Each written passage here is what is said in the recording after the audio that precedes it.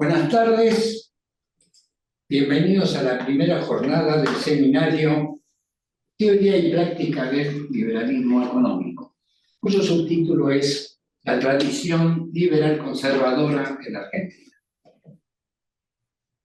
Este seminario es una confluencia de los efectuados, por un lado, desde el 2020, sobre el pensamiento económico argentino, donde actualizábamos la historia del pensamiento argentino, y también otro que iniciamos en 2023 sobre economía, historia y filosofía política. Y allí expusimos la vinculación de la teoría económica con la historia y la filosofía política, justamente, lo cual nos llevó a fundir ambas experiencias, porque francamente las contribuciones de los economistas argentinos, en su gran mayoría, se dieron en una coyuntura histórica particular y en debates que emergieron de esa coyuntura histórica. Pero además, hay un homenaje que hacemos a los economistas argentinos. Precisamente en 1981, Adolfo Canitro publicó un artículo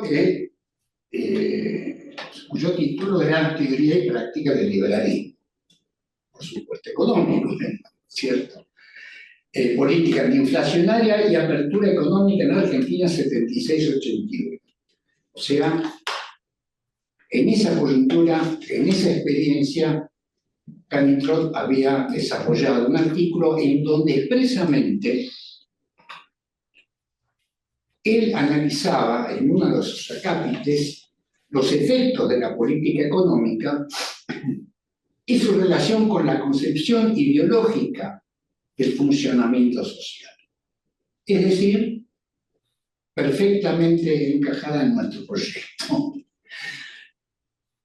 El subtítulo, que alude a la conjunción ideológica entre el liberalismo y el conservadurismo, jugó un importante papel en ese gobierno. Existía una sociedad de estudios y acción ciudadana a la que pertenecía Martínez de Oz, que fue creada a partir del conocido Grupo Ascuénaga, que difundía esa conjunción. Vamos a analizar, sobre todo en la próxima reunión, esa experiencia, pero obviamente lo que vamos a hacer hoy es ver los antecedentes históricos, porque hay toda una tradición histórica que tiene que ver, nuevamente, con las coyunturas internacionales y las nacionales. Hola. La modalidad de la exposición también va a cambiar. Vamos a tener en todas las reuniones una mesa Eichmann, Viviana Román, Juan Lucas Gómez y yo, Luis Blau, y con algunos invitados. Hoy va a estar por Zoom, va a exponer Andrés Regalski. Así que le voy a ceder la palabra a Saúl Kaufman para que comencemos. Muchas gracias. Adelante, Saúl. Gracias, Luis. Ok, vamos a hacer una introducción de tipo más general, ¿cierto? En principio. Y para eso nos vamos a servir de un autor que nos parece muy esclarecedor sobre estas cuestiones, ¿no? En relación a la política, la economía, la historia, ¿no? Nos aplica una historia. Se trata de Karl Polanyi, ¿no? Que escribió clásico publicado en 1944, La Gran Transformación, donde justamente discute lo que él llamó el sistema de mercado autorregulado, y en otras partes de él lo llama la utopía del mercado autorregulado, lo cual es muy interesante, ¿no? Esa caracterización utópica de ese sistema, ¿no? Y como introducción, aquí se estaba refiriendo con el sistema de mercado autorregulado. Se estaba refiriendo al sistema que se implanta en Gran Bretaña en el siglo XIX, ¿no? Con una serie de reformas de tipo político. El Estado se instaura ese sistema de mercado autorregulado, y que luego se extiende con variantes a otros países en el mundo. Esto tiene mucho que ver con el liberalismo, sobre todo el liberalismo económico, obviamente. Y él va a esa raíz porque está analizando la crisis de ese sistema, sobre todo la crisis cuando se quiere reimplantar después de la Primera Guerra Mundial con el patronato. Reimplantación que tiene mucho que ver con lo que va a ser la Gran Depresión. Y esa Gran Depresión va a ser la que va a llevar finalmente a un giro muy importante en los regímenes económicos y políticos, ¿no? A partir de la segunda posguerra, ¿no? Después de la Segunda Guerra Mundial. Entonces, pero ¿cuál es la ruptura, cuál es el cambio, cuál es la innovación que implica este régimen, este sistema? Entonces él dice, en las sociedades precapitalistas lo económico, entendido como la producción de la vida material, estaba enraizado, sumergido, embedded, es el término que utiliza en inglés, en el tejido más amplio de la sociedad, y regulado por instituciones que eran a la vez sociales, políticas, religiosas y si quiere también económicas, pero no existía esa separación, ¿no? Este tipo de instituciones. Y las formas predominantes de integración social eran lo que llamaban, estaban reguladas por hecho por los principios de reciprocidad y redistribución. Los mercados existían, por supuesto, pero ocupaban en general un papel secundario y subordinado. Entonces, el sistema de mercados autorregulados, hablando del régimen que se implanta, como decían, desde el siglo XIX en Gran Bretaña, implica entonces no solo una separación y autonomización institucional de lo económico, ese surgimiento de una economía, lo que se llama descentralizada, ¿no? Por lo menos como proyecto, después en la práctica justamente encuentra obstáculos, pero por eso es una utopía, ¿no? El símbolo de economía, sino también su hegemonía sobre las otras instituciones de la sociedad. Esta es la discontinuidad que marca la escuela. Es interesante porque él no era la discontinuidad de la revolución industrial, que sin duda fue una discontinuidad muy importante. Él anda más que nada en esta discontinuidad, ¿cierto? Que está asociada a la revolución industrial, pero no es exactamente.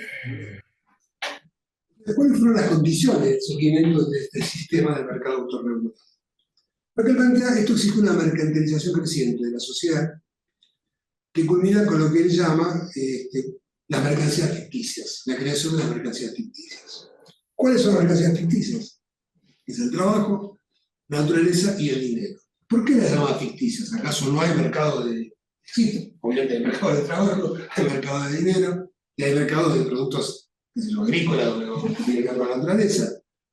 Dice, claro, y él dice, lo que él define como mercancía lo define en un sentido mucho más estricto, más estrecho. Como aquel que se produce, que es producido para el mercado. Esta es la clave. Ninguno de ustedes es producido para la venta, para el mercado. Entonces la descripción mercantil del trabajo, la quiebra del dinero, es totalmente ficticia. ¿Se entiende lo que quiere decir? Entonces el proceso histórico que creó las mercancías ficticias, no se sabe, lo saben los historiadores, llevó varios siglos y sufrió avances y retrocesos. Hay un relato muy sobre el mismo y de las reacciones que generó en la parte 2 de la Gran Transformación. Se llama Auge y Caída de la Economía de Mercado, y las dos son las fuentes. Pero para nuestros fines enfatizamos el tema de los acercamientos, los enclosures en inglés, los que son los que separan realmente de la tierra a los campesinos en Gran Bretaña, y ahí se va a formar el proletariado que va a alimentar la revolución industrial, ¿no? La reforma de las leyes de pobres, que obligaban, entonces, prohibían la mendicidad y obligaban a la gente incluso a trabajar en condiciones casi de esclavitud, las infames warehouses que había en esa época, muy bien descritas, por ejemplo, por Dickens, en varias de sus novelas de esa época. Y el establecimiento del patronato, este es un punto fundamental, ¿no? Que tiene que ver justamente con la idea de que el dinero es una mercancía ficticia que se puede regular por mecanismos puramente de mercado. Todo esto no está escrito en ninguna ley histórica. Como vamos a hablar de Argentina, esto para tirar temas que podemos tratar más adelante, uno puede decir, bueno, Argentina, el proceso histórico es diferente, hay similitudes, hay diferencias. En Argentina lo que tuvimos parecido a los acercamientos, corríjanme los historiadores, esto del tema de la apropiación de la tierra que se da en el siglo XIX ¿no? Con la sucesivas campañas del desierto, etcétera, etcétera, la ocupación de la tierra, su distribución de manera peculiar, digamos, y también el sometimiento del gaucho, de alguna manera, ¿no? Que el gaucho era trabajador libre, que vivía de las vaquerías, ¿no es cierto? El ganado cimarrón, toda esa historia se termina y tiene mucho que ver justamente con la implantación de este sistema o algo parecido en Argentina. Bueno, esto para discutir, ¿no es cierto? Bueno, ¿cuáles fueron las implicancias de la creación del sistema? Bueno, acá es bastante crudo su análisis. Se permitía que el mecanismo de mercado sea el único director del destino de los seres humanos, su ambiente natural. Interesante porque ya aparece el tema de la naturaleza, la contaminación y todo eso, está presente. Eso es un pionero, digamos, como un antecesor de las ideas ambientales. En realidad, aún del modo de uso del poder de compra, el dinero resultaría en la demolición de la sociedad. En el sentido de los lazos, ¿no? Los lazos preexistentes, ¿no? Porque la supuesta mercancía a fuerza de trabajo no puede ser zarandeada, utilizada indiscriminadamente o siquiera permanecer no utilizada en la desocupación, sin afectar también al individuo humano que resulta ser el portador de esta peculiar mercancía. Al disponer de la fuerza de trabajo del hombre, dispondría incidentalmente de la entidad física, psicológica y moral del hombre que va adherida a aquella. Despojado de la cobertura protectora de las instituciones culturales, los seres humanos perecen víctimas del desamparo social, morían víctimas de una aguda dislocación social a través del vicio, la perversión, el crimen y la lesión. Muy interesante esta perspectiva que él tiene sobre las consecuencias, ¿no? de este régimen. Y acá, perdón, tengo que emitir gente que está en sala de espera, así que... Sí, hay como 5 personas ahí, ¿no? Sí, bueno, ¿no? Un éxito. No soy un pulpo, no tengo... tengo 2 manos nada más. ¿Habrá que poner ver? Sí, admitir todo, tengan paciencia, ahí está.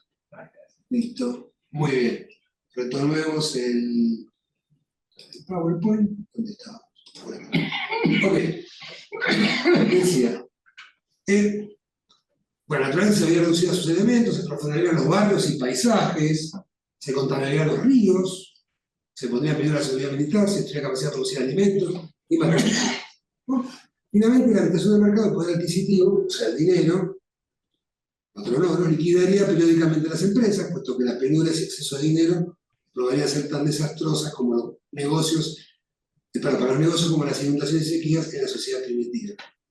Sin la duda, el trabajo, la tierra y los mercados de dinero son esenciales por la economía de mercado, pero ninguna sociedad podría tolerar los efectos de este sistema de toscas ficciones, ni siquiera por el periodo más breve de tiempo, al menos que su sustancia humana y natural, tanto como su organización económica, estuviera protegida de la destrucción, bueno, fábrica satánica, ¿no? Las tintas muy cargadas, así lo llama él. Y acá una comparación muy interesante. Él comenta que a él le llamó la atención cuando él había nacido en Hungría, en el Imperio Austrohúngaro, ¿no? Se forma ahí. Y cuando, bueno, se exilia a Gran Bretaña, cuando se produce la anexión, cuando las se anexan a Austria, se exilia. Él dirigía el periódico importante más, el periódico económico y financiero más importante que había en lengua alemana, que vivía en Viena, ¿cierto?, en esa época, se exilia de Gran Bretaña. Y él llamó la atención el contraste que había entre la clase obrera inglesa y la clase obrera alemana. O sea, ya está hablando mucho de lo que está hablando acá, tiene que ver con lo que pasó con la clase obrera alemana, que había como una clase muy embrutecida que había sufrido mucho toda esta transformación. Porque en los otros países había habido reacciones más tempranas, digamos, ¿no? Con distintas reformas. Bueno, de eso vamos a hablar. Decía, él compara la catástrofe social sufrida por las clases más pobres, para una poner en presentación, para que se vea mejor, en la Gran Bretaña, en las primeras décadas del siglo XIX, con la destrucción de las culturas aborígenes, por el impacto del colonialismo europeo, del fin del mismo siglo, del comienzo del siglo XX. Está como fue arquitectado por los antropólogos. Él tiene una vida antropológica, esto es lo que tiene de original, ¿no? Y él cita a varios antropólogos, ¿no?, en esta obra, en otras. El problema principal no es tanto el deterioro de los ingresos reales, dice, sino la destrucción de las formas de vida y la degradación cultural. Es muy interesante esa perspectiva. La analogía ayuda a entender la emergencia de los movimientos de oposición al mercado, que demanda la protección de la sociedad, lo que él llama el doble movimiento, ¿no? O sea, un péndulo va para un lado y después empieza a moverse para el otro lado. Y empieza a cobrar fuerza de 1870 en adelante. ¿No? El énfasis en las consecuencias culturales, el sistema de mercado autorregulado y las reacciones que genera en términos de movimientos sociales y de reformas políticas es coherente con una visión no economicista, ¿no?, del cambio social. De hecho, Morales critica en el capítulo 13 tanto a los liberales como a los marxistas por adherir a una teoría estrecha de las clases que explica los cambios políticos por los intereses económicos de ellos. Ese movimiento incluso por el movimiento sindical, ¿no?, un periodo donde empieza a surgir con fuerza, el surgimiento del cooperativismo, que también es casi simultáneo, la lucha por el sufragio universal, adquirir derechos políticos para poder justamente tener una voz política y poder tener una protección por la ley, y respuestas muy diversas del Estado, como, bueno, la presión de partidos obreros y campesinos, y respuestas muy diversas del Estado, como la institución de la seguridad social, la legislación de protección laboral, la negociación colectiva, regulación de los mercados, creación de los bancos centrales, la supresión del control oro, en fin, implementación de políticas anticíclicas. Y la emergencia, la economía del comando en los socialismos reales, en distintas reacciones que se fueron dando.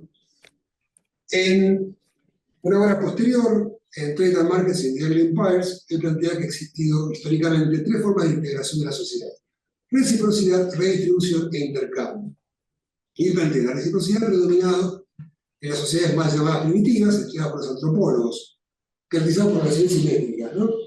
La redistribución en sociedades con un centro poderoso que reconecta recursos y luego los asigna a distintas actividades y reparte, como los imperios antiguos. El intercambio requiere la existencia de mercados que forman precios y tiene una larga historia. En las sociedades precapitalistas tuvo un papel variable y acotado. Estos son tipos integrales, tipos ideales, obviamente, ¿no es cierto? En la realidad se han combinado de forma muy variada. Fíjense que uno puede ver signos económicos, la perspectiva política era distinta a la marxista, como justamente cómo se articulan o cómo predomina una forma sobre otra, cómo se combinan. Eso es muy interesante, muy enriquecedor. Y entonces un doble movimiento que hizo, ha llevado una mayor importancia de la distribución del estado de bienestar, ¿no es cierto? Había cuenta que el gran aumento del peso del gasto del gobierno, de la Gran Depresión, de las economías capitalistas, especialmente venezolanas, en muchos otros países el gasto público llega al 50% del producto. Es un mundo muy distinto al que es un momento Marx, ¿no? En otro extremo, las economías del mercado de comando, perdón, las economías del comando, maximizaron el poder del centro redistribuidor. O sea, uno puede ver entonces las economías de comando como un caso extremo de redistribución y minimizaron el papel del intercambio mercantil. Y por supuesto, las relaciones de reciprocidad también existen en las sociedades capitalistas, bajo distintas formas y distintas instituciones. Para la contingencia de la historia se revelan las ideas y vueltas de estos procesos, ¿no?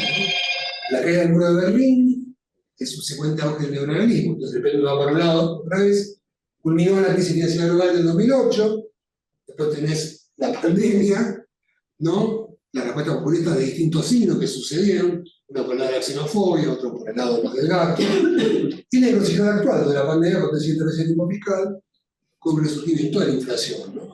En todo el mundo, ¿no es cierto? Bueno, esta es la introducción de Polari. No sé si preguntas luego para después, comentarios, ¿quiere hacer un comentario?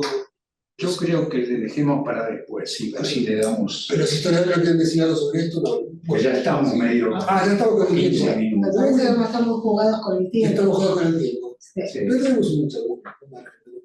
No, igual esto lo conversamos en otros encuentros, Saúl, y en charlas informales.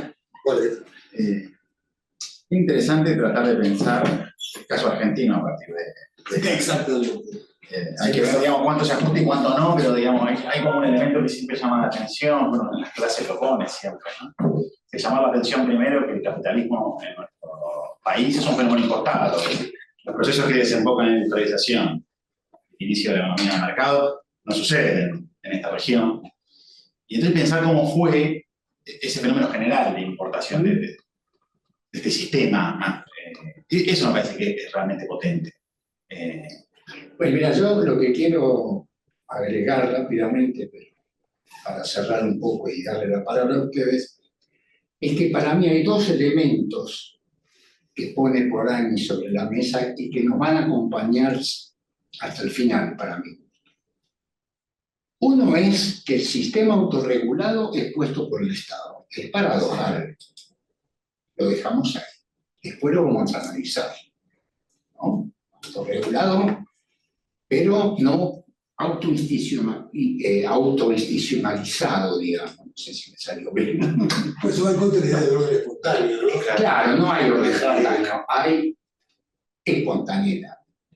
Y la segunda es la palabra utopía, porque esto es importante, ¿no? El marxismo es una utopía, esto también, con una diferencia: persevera en el tiempo, vuelve una y otra vez. Un marxista te diría, nosotros también. Ok, está bien. Pero me parece importante esto de la utopía, es muy importante, porque esto lo vamos a analizar y lo vamos a tener en la cabeza. Porque si es una utopía, no es que no tiene efectos en la realidad, pero los efectos se van a imponer. Bueno, acá en la división de tareas que nos encomendaron Luis y Saúl, que incómodo, les doy la espalda. Dame la espalda. Si tengo que hablar cerca de acá, no tengo otra manera. En la división de tareas que nos encomendaron, quedó a cargo de Juan y mío un poco el marco histórico de la modernización económica en la construcción de lo que va a ser la Argentina moderna, y un poco también tener en cuenta la construcción de la institucionalidad. En toda esa construcción de la institucionalidad, las instituciones financieras y los bancos forman parte de esa construcción. De eso se va a encargar, porque obviamente es un especialista, para todos los que lo conocen, obviamente, en este tipo de temáticas, Andrés Regalsky. Así que por eso, en esa parte, nosotros le vamos a pasar la palabra a Andrés. En este sentido, la primera diapositiva que nosotros generamos es un poco entender la inserción de la Argentina en la economía internacional y cómo se produjeron una serie de cambios institucionales, ideológicos y sociales que dieron lugar a que la sociedad se transformara, porque básicamente la sociedad era una sociedad muy pequeña, con muy poca población, con algunos centros urbanos, con campaña, que sería el campo, pero además con un control por parte de un poder central del territorio que hoy entendemos como de la Argentina, muy acotado, sobre todo porque lo que nosotros hoy consideramos y son todas las provincias de la Argentina no existían como tales, ¿no? Solamente existían unas pocas de las provincias que nosotros tenemos hoy en día. El resto del territorio era territorio en manos de los diferentes grupos indígenas que existían todavía en ese momento, de manera tal que la segunda mitad del siglo XIX va a ser muy intensa en apropiación y control de ese territorio, evidentemente, y extensión de lo que va a ser esta modernización económica a partir de la construcción de un sistema capitalista, un mercado de trabajo, un mercado de tierras, un mercado de capitales. Y esto nos va a interesar por sobre todas las cosas. Dentro de la institucionalidad, la sanción de la Constitución de 1853 es un hito, porque de hecho es la Constitución Nacional que, con todas las reformas que se produjeron en tiempos posteriores, una muy importante es la de 1860, pero hay reformas posteriores hasta la última de 1994, es la Constitución que nos rige hasta hoy en día. Y en este sentido, la construcción del Estado Nacional en Argentina. Entonces ahí nosotros destacamos en principio esto que se denomina en la literatura clásica las tres presidencias históricas, que son la de Mitre, Sarmiento y Avellaneda. Pasa, Juan, así vamos avanzando con las diapositivas. Nosotros pensamos que es importante poner un poquito en números, ¿no? Esta modernización. Y al poner en números esta modernización, vamos a fuentes de la época. Una de las primeras fuentes que nosotros tomamos es el primer censo nacional de 1869. En esta presentación va a haber referencias a 3 censos nacionales. 1869, 1895, que es el segundo censo, y el tercero, 1914. Son censos nacionales, son censos de población, pero que arrojan también algunos otros datos, no solamente cantidad de habitantes. Ahí tenemos la cantidad de habitantes totales, la densidad poblacional, lo que vemos es que está muy poco poblada, ¿no? Porque la densidad es muy baja. Y además algunos datos interesantes respecto de cómo vivía esa población, ¿no? Porque ahí tenemos el 78.6% de la población vivía en ranchos de adobe y paja. Y además los niveles de analfabetismo también. Entonces esto nos interesa justamente para remarcar cómo luego va creciendo la población escolarizada, que lo tenemos en la última línea, y se puede ver el crecimiento de la población escolarizada. Esto es importante, pero para que eso aconteciera, evidentemente hubo una serie de agencias estatales que se pusieron en marcha y, sobre todo, las campañas de alfabetización, y un hito en toda esta cuestión, además, es la sanción de la ley 1420 en 1884, que es la ley de educación común. Entonces, esto implica la ampliación de la alfabetización en lo que sería la escuela primaria. Por eso ahí tenemos que pasamos cómo crece la población entre 1869 y 1914, y esto obedece a lo que es, además, la migración, la gran inmigración. Es decir, después de 1873, después de la crisis internacional de 1873, hay corrientes migratorias muy importantes, sencillamente porque ahí está el saldo migratorio entre 1871 y 1914, pero acá el hito es 1873, porque esa crisis internacional provoca la expulsión de una cantidad muy importante de población de diferentes lugares de Europa, de las zonas seguramente más pobres de Europa, algunos lugares de lo que actualmente es España, algunos lugares de lo que actualmente es Italia, algunos lugares de Europa del Este y también de Medio Oriente, ¿no? Ya por fuera de Europa.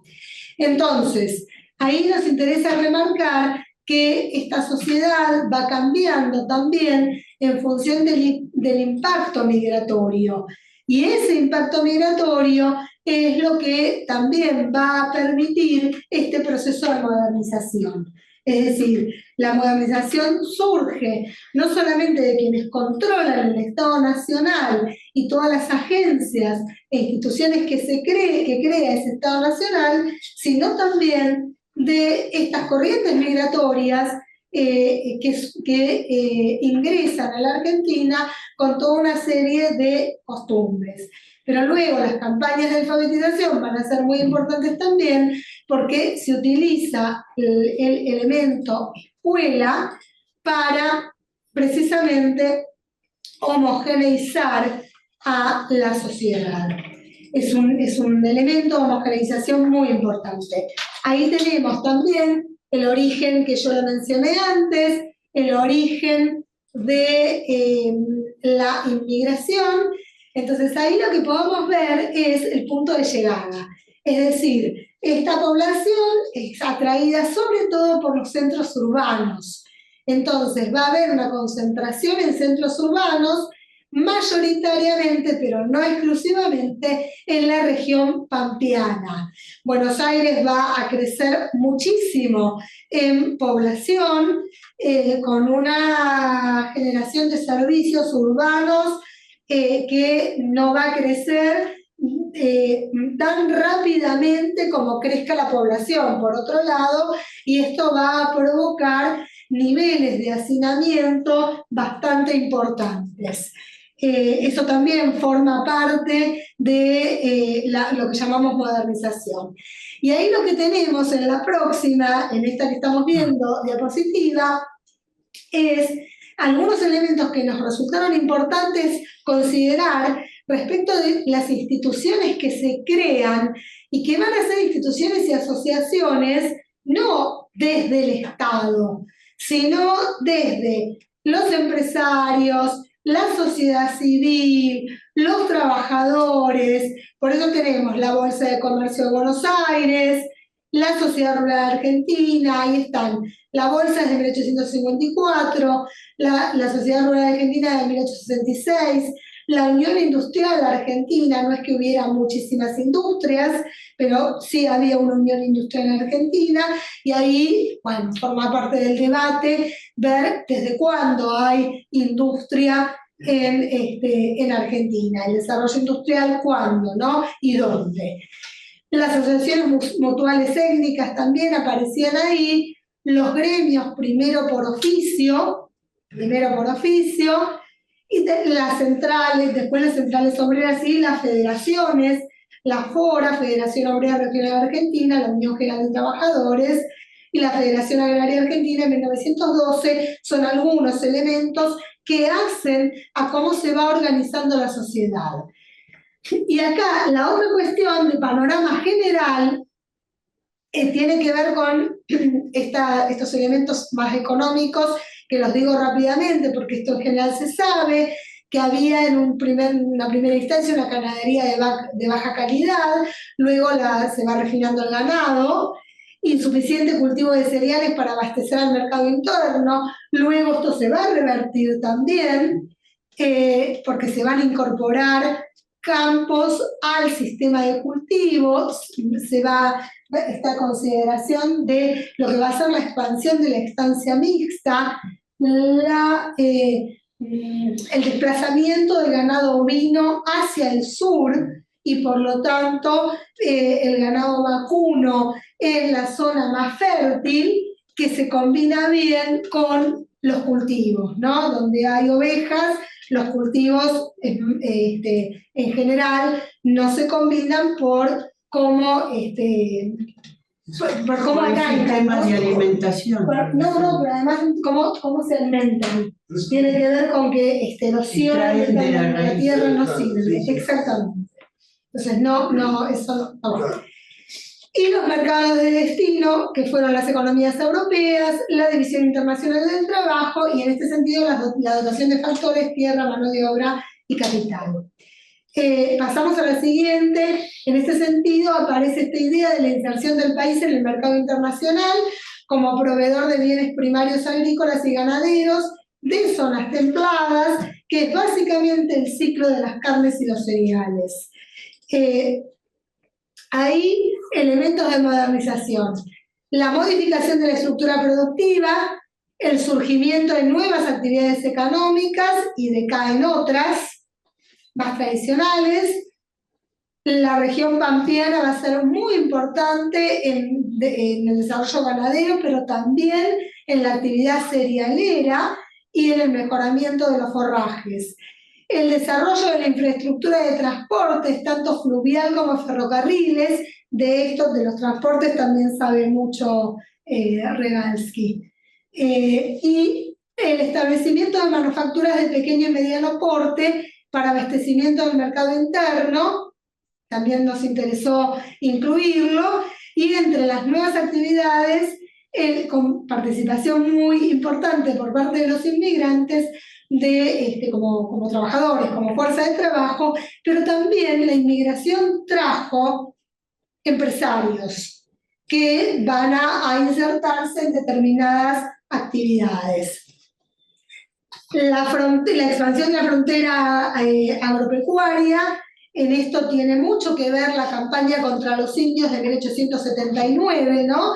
Que es la conocida campaña del desierto. No está entrecomillado ahí, pero nos gusta ponerlo entre comillas, en general, porque habría que discutir si era o no era un desierto. En todo caso, claro. Y ahí, bueno, evidentemente lo que determina de alguna manera el éxito de esa campaña contra los indios es precisamente el ferrocarril y los rifles, ¿no? Los rifles automáticos. económicos. Son los dos elementos desde el punto de vista tecnológico que son definitivos en el éxito que tiene, y bueno, y lo que desde el Estado Nacional se va a denominar solución final al problema indígena. Estoy citando, no es que yo lo esté diciendo de esa manera, Se parece a... de mí misma. No lo inventé yo, en las fuentes de la época, solución final al problema indígena. De manera tal que esto extiende la frontera agropecuaria, por eso mostramos esos mapas. La zanja de Alsina había sido anterior, pero bueno, habían dado los momentos anteriores en que se quiso expandir, habían dado un éxito relativo. Pero el área roja antes era la que no estaba controlada por el La que no Estado. estaba controlada por el Estado Nacional. Exactamente, todo lo que está en rosa, al sur y en el norte, Sí, sí, sí, que es claro. Gran Chaco, toda la zona del Gran Chaco, Formosa, bueno, norte, un poquito del norte de la provincia de Santa Fe también. Hay varias provincias actuales involucradas allí, una parte de Salta también.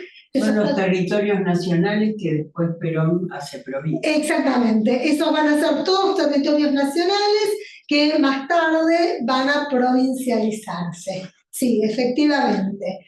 El territorio nacional, ahí vale la pena recordarlo, es un territorio controlado directamente por el Poder Ejecutivo Nacional, ¿no? La provincia tiene un gobernador y conforme lo establece la Constitución Nacional, los ciudadanos de la provincia eligen sus propias autoridades provinciales en el territorio nacional. A quien comanda el territorio nacional, quien gobierna el territorio nacional, lo designa el Ejecutivo Nacional. Ahí está. Entonces ahí sí pasamos, Juan, así avanzamos y le damos la palabra a José Andrés. Hay mejoras en los indicadores económicos, sobre todo en el mercado interno, porque se opera una movilidad social ascendente, y en esto el sistema de escolarización formal y la obligatoriedad de la alfabetización no es un detalle menor en esta movilidad social ascendente. Y además hay toda una red, no lo trajimos acá porque realmente ya era mucha cantidad de diapositivas, pero teníamos unas diapositivas muy interesantes que las tenemos armadas respecto de la expansión de la red de bibliotecas populares. Bien. Porque, claro, hay una ley de bibliotecas populares y se crea la Comisión Nacional de Bibliotecas Populares, la CONABIP, que existe hasta hoy en día, hoy absolutamente desfinanciada por las políticas actuales, lamentablemente, pero que tuvo muchísima importancia porque justamente avaló, apoyó la conformación de bibliotecas populares en diferentes lugares de la Argentina, y si hablamos de la ciudad de Buenos Aires, en diferentes barrios, a medida que la ciudad de Buenos Aires se iba extendiendo. Entonces esto también era un elemento importantísimo en esta idea de que si podían alfabetizarse, escolarizarse y estudiar, esto venía de la mano la movilidad social ascendente. Mejoras en la vivienda también, de eso sabe mucho Juan, del tema de la vivienda, pero de cualquier manera en las grandes ciudades aumenta muchísimo el hacinamiento porque no dan respuesta rápida a la cantidad de personas que ingresan y se asientan en las ciudades. Y si pasamos, por eso pusimos algunas imágenes. Por la inmigración, ¿no? Por la inmigración, sí, por la inmigración. Ahí, bueno, ahí hay algunas cifras de desigualdades regionales y crecimiento económico. ¿Querés decir vos esto, Juan, antes de que pasemos? Sí, pero igual se ve, primero agradecerle a todos los que vinieron y más aún a los que heroicamente se pusieron los pullovers. Sí, total. No, sobre todo para darle tiempo a Andrés para que él pueda expresarse. Me parece que un poco la presentación que preparamos y el diálogo de Vivi intenta, digamos, haga la redundancia, dialogar con la propuesta de Luis y de Saúl, en el sentido de que lo que uno puede observar es que en algún momento, a mediados del siglo XIX, para no jugarse demasiado las cartas, en esta tierra, simultáneamente, ocurrieron 2 o 3 procesos que construyeron el capitalismo en Argentina. Por un lado, la construcción de un propio Estado nacional, y de ahí esta dotación de instituciones y de capacidades técnicas, burocráticas, pero también de estatidad, ¿no? Es decir, no existe Estado si efectivamente no puede llevar adelante sus políticas. No se puede gobernar, por ejemplo, lo que no se conoce, de ahí lo importante de los censos, incluso también en términos de construcción de capacidades estadísticas.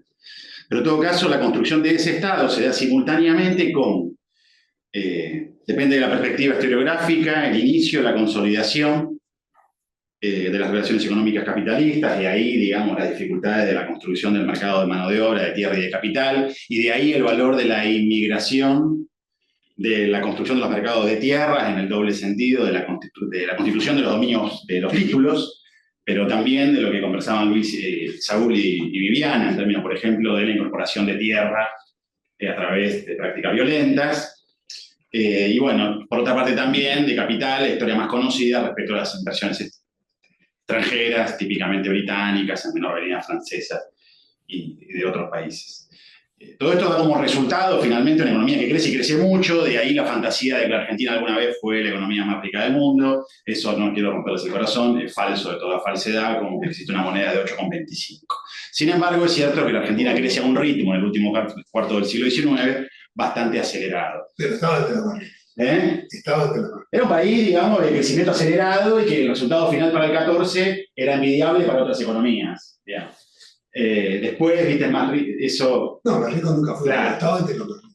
En el mismo sentido, modelo aeroportador sí, modelo aeroportador no, si uno lo piensa como un plan orgánico que lo puede encontrar en una suerte de diseño, en todo caso eso es más polémico. Lo que es cierto es que hay una inserción de la economía argentina al capitalismo internacional a partir de lo que decía Viviana, el país exportador de materia prima de zona templada. Sirve la teoría de los factores para explicar eso, sirve mejor la teoría del bien primario exportador, son los debates que existen. Pero en todo caso, sigue quedando claro 2 cosas que el argumento de Saúl, que Vivi recuperaba y que finalmente dialogaba con Polanyi, parece que quedan firmes, que son, bueno, finalmente esto es un proceso de construcción institucional, sí, como decía Luis, el Estado interviene siempre y mucho, a veces para crear condiciones que decimos intervención estatal y a veces para crear intervenciones que le decimos la CEFER. Pero en todo caso es una construcción institucional las 2 veces.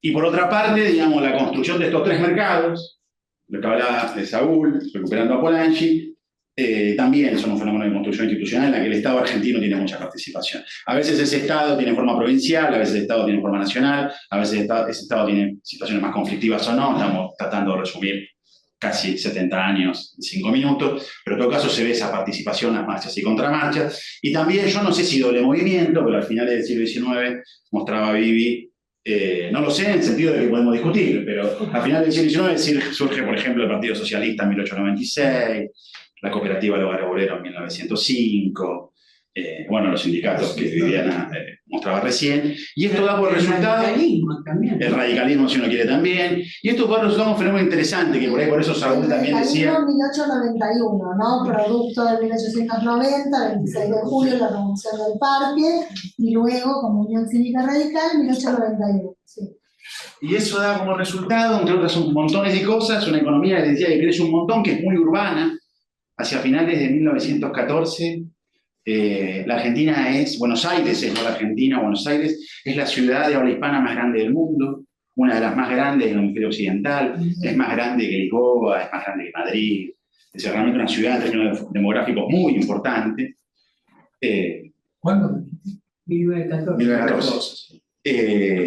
Y por otra parte, es una economía que, bueno, hay que ver desde cuándo se podía hacer la América, pero hay distintas etapas del siglo XIX, inclusive también de la primera década del siglo XX, que por ahí es, digamos, el espacio dorado, y ahí ya voy preparando un poco la presentación de Andrés, de las perspectivas más liberales, porque entre 1901 y 1902, cuando puesta en marcha la caja de conversión, hay un escenario de estabilidad monetaria que se suma a un crecimiento económico, que en algunos indicadores, como decía Viviana recién, uno observa procesos de movilidad social ascendente, no solo en términos de educación, el caso que yo conozco un poco más porque lo he estudiado, pero hay miles de otros, solo que yo por ahí no los tengo tan frescos, son los índices de acceso a la propiedad de la vivienda, que mejoran los índices en las ciudades grandes como Rosario, Buenos Aires. Entonces, en ese sentido, digamos, hay una perspectiva liberal que rescata esa década. En esa clave, la crisis del 14 es una tragedia que, así como yo decía, el ingreso del capitalismo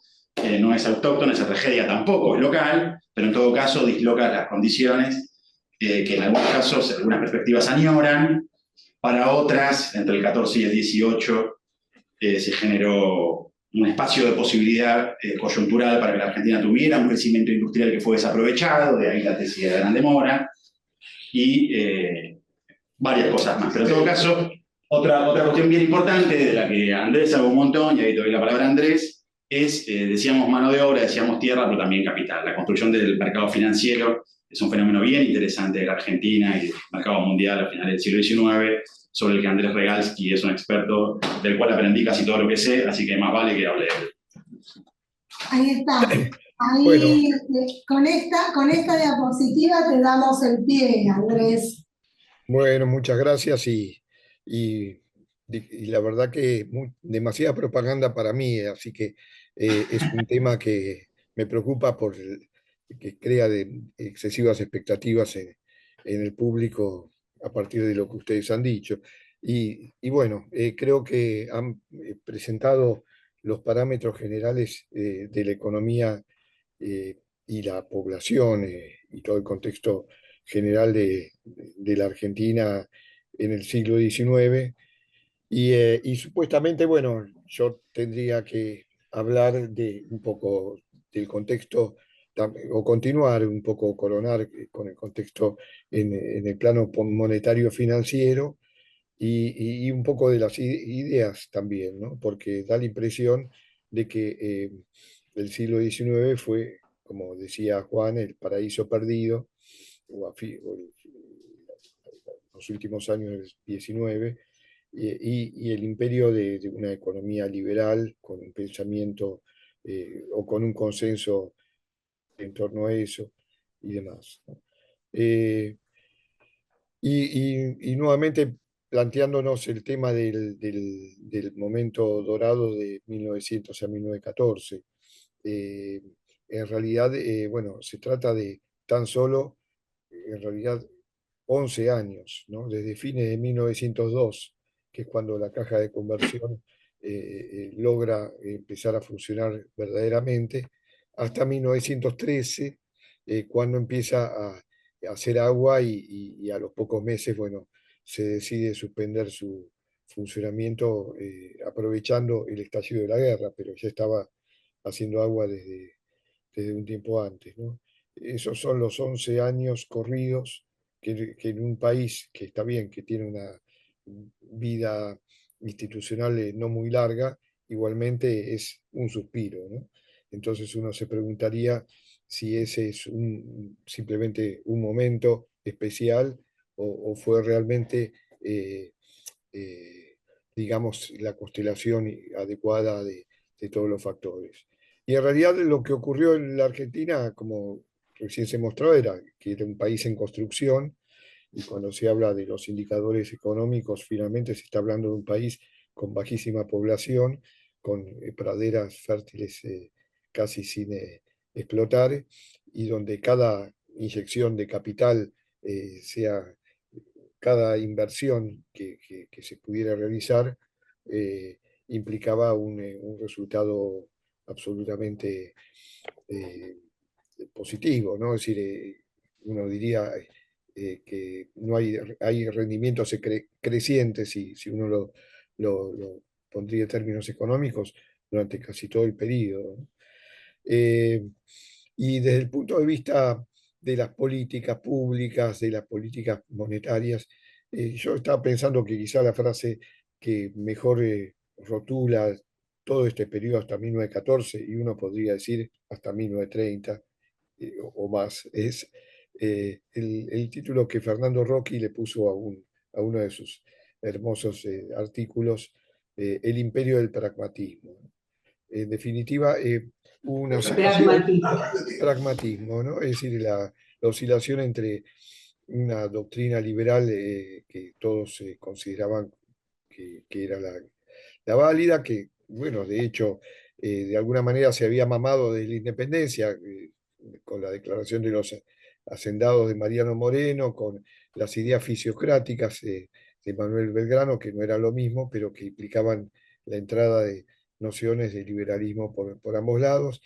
En época de la primera Universidad de Buenos Aires, en 1821, el manual que se traduce en la Argentina era el de James Mill, ¿no? Elementos de la economía política, ¿no?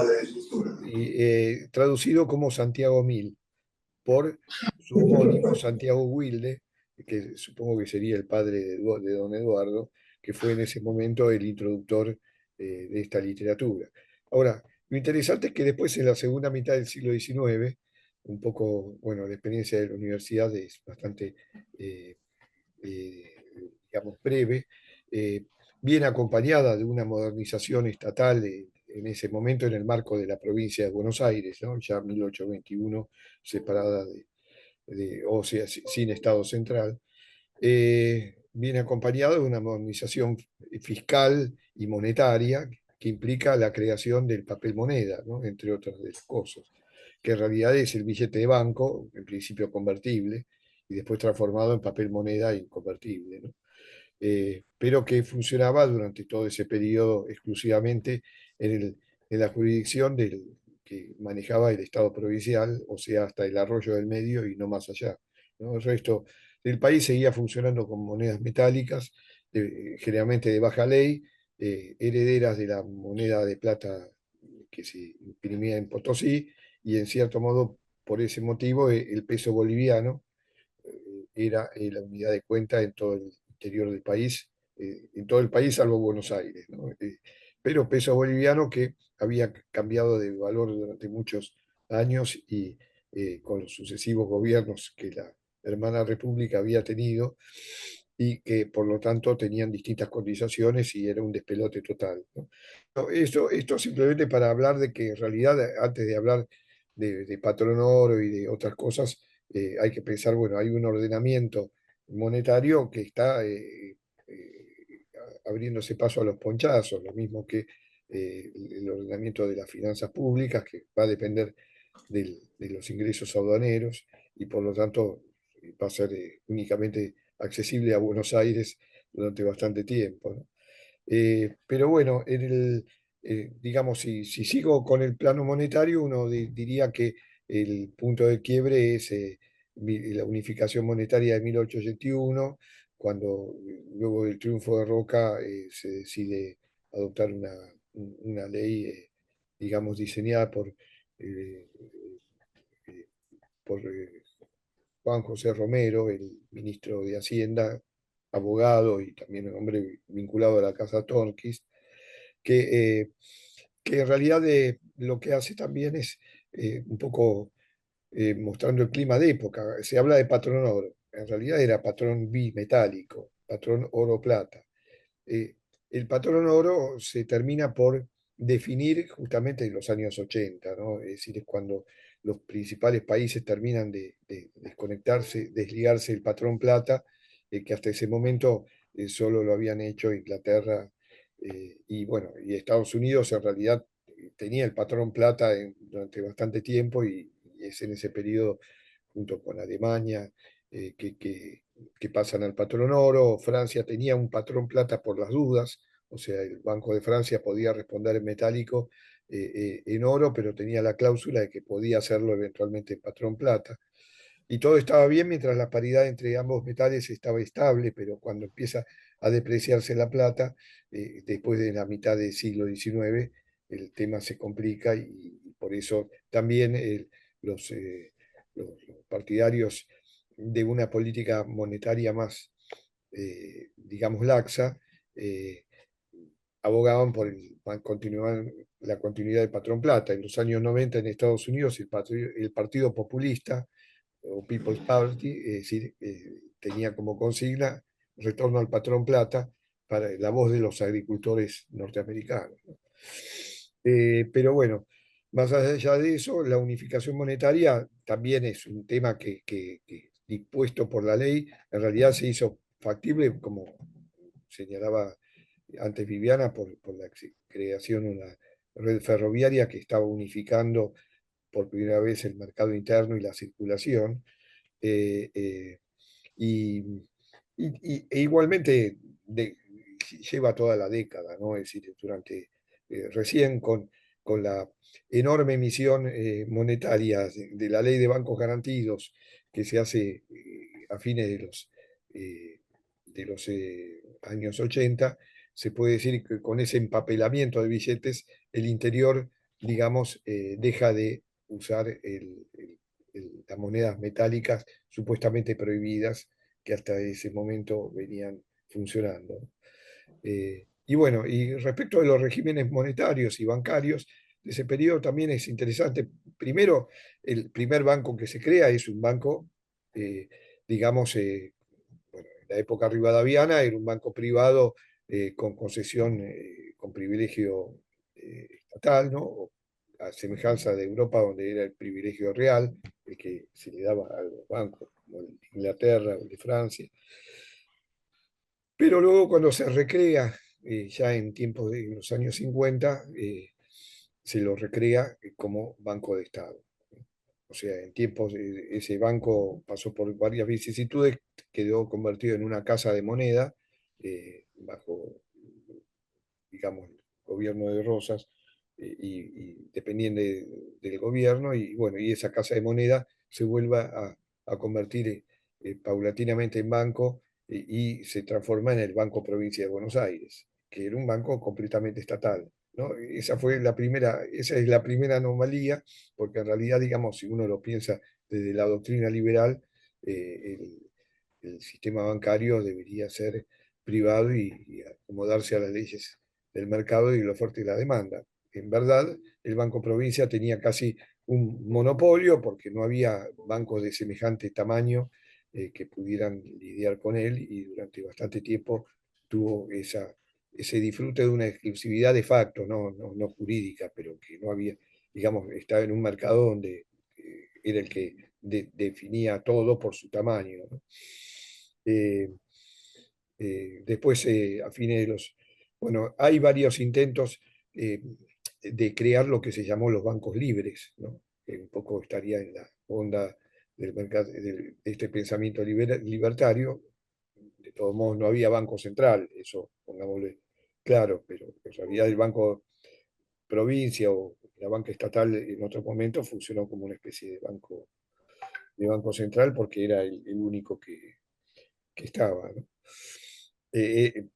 O dominaba el mercado, simplemente. Pero, pero bueno, en el caso un momentito que estoy controlando ahí con la compu, bueno, eh, bueno, en el caso del argentino, la experiencia que hubo de bancos garantidos para permitir la libre, digamos, emisión monetaria por aquellos que cumplieran con una serie de pautas, duró un suspiro, ¿no? Es decir, prácticamente se empezaron a funcionar en el año 88 y ya a fines del 89 estaba andando el sistema mal y en el 90 eclosiona con la crisis, ¿no?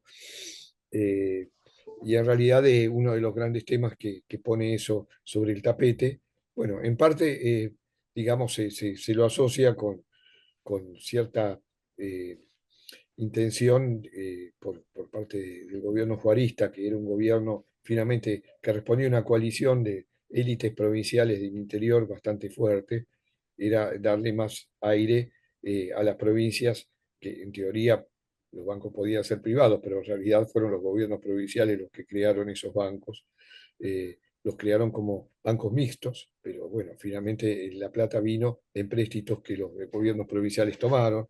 En fin, toda una serie de cosas que supuestamente ese sistema iba a permitir una de las cuestiones que está pendiente y que me he comido, que es el de los billetes inconvertibles, ¿no? Es decir, los billetes de bancos del primitivo Banco de Buenos Aires o de descuento tiempos rivadavianos, había devenido en un banco en una emisión de papel moneda inconvertible, cuyo relación con el peso plata, con el peso fuerte o con la onza de oro, fue deteriorándose con el paso del tiempo.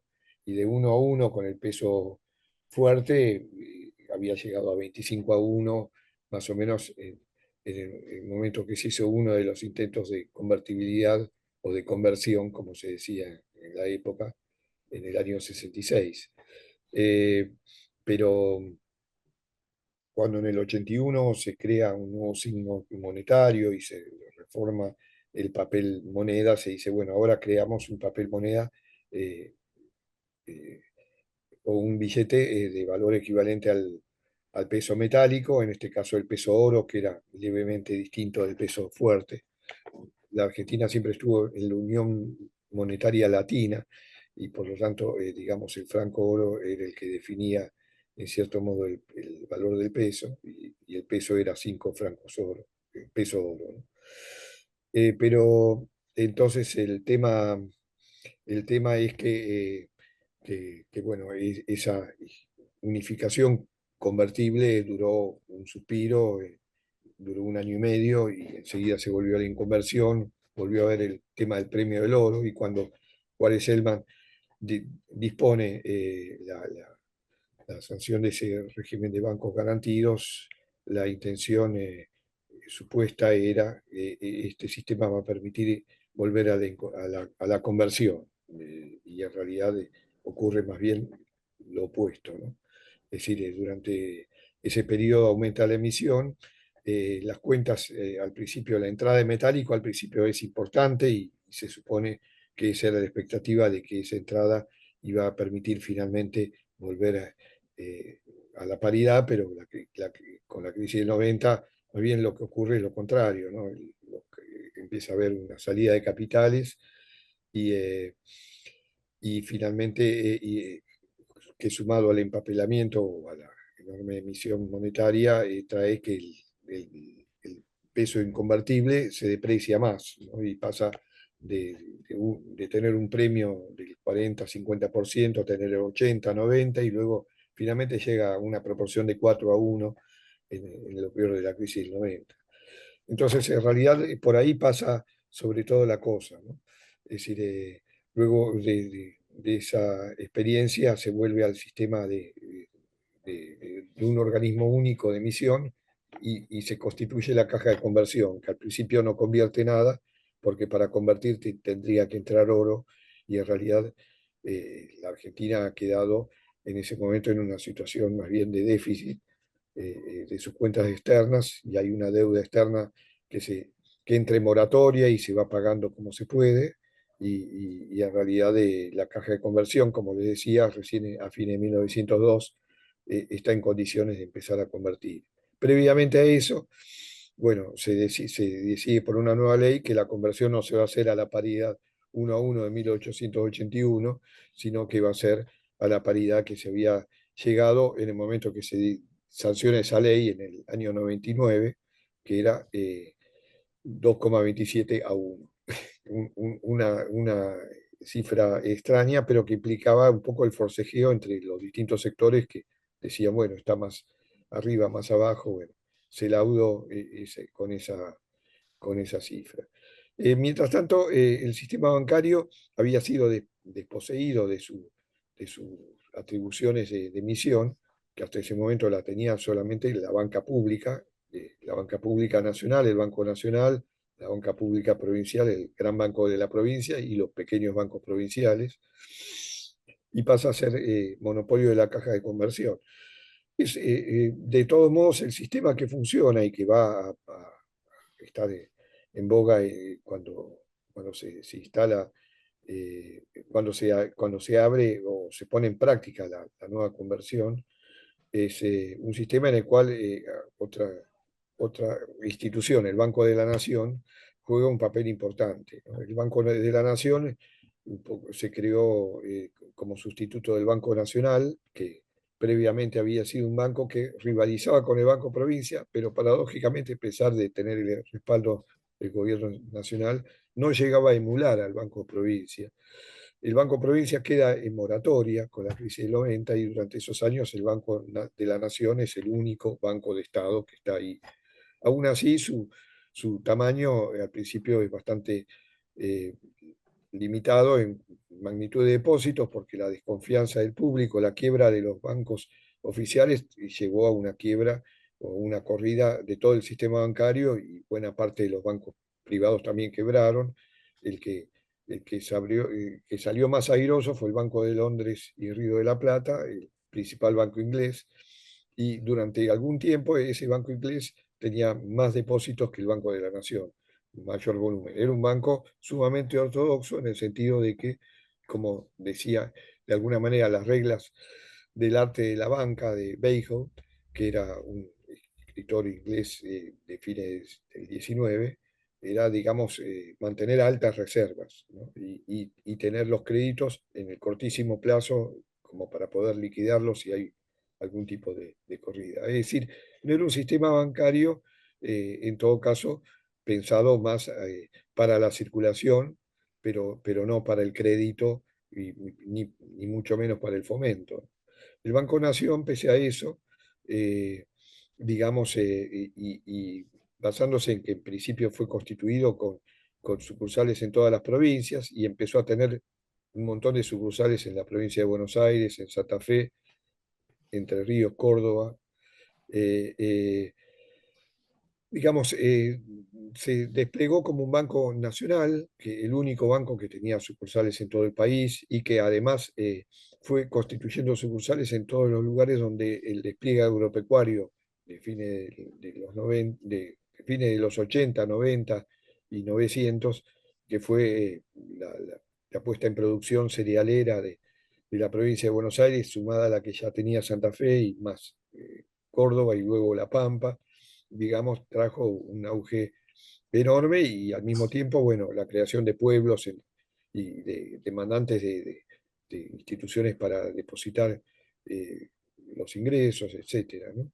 De manera que todo eso trajo definitiva que ese banco saliera de esa situación mediocre inicial y pasara a ser el banco, como había sido antes de la crisis del 90, la banca oficial por excelencia que dominaba el mercado y tenía prácticamente el 40-50% de los depósitos del sistema y el único que tenía una red de oficinas y cuya red de oficinas, según las estadísticas de 1913, era el equivalente al 50% de las oficinas bancarias totales que se tenía computado.